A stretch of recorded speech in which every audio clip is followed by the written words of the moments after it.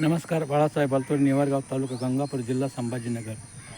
Video करण्याचं कारण एकच की आज गोदावरी नदीला पाण्याची पातळी वाढत असल्या कारणानं नदीकाठांच्या लोकांनी सावध राहावे.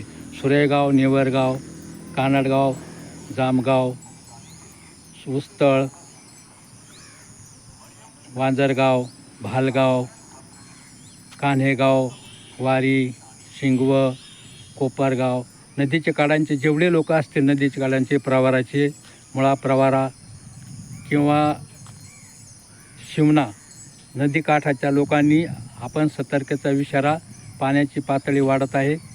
खाली पैठण धरणात पाणी सोडलेलं आहे. पावसाचा निसर्ग जास्त प्रमाणात असल्या कारणाने वरून पाणी किती प्रमाणात येईल, आवक किती, केसेसमध्ये पाणी मोजल्या जातं 1,30,000. पण पावसामुळे किती पाणी वाढेल आणि काय याचा निसर्गाचा अंदाज या घेऊनच आपण आपल्या सुरक्षेची हमी आपण बाळगावी.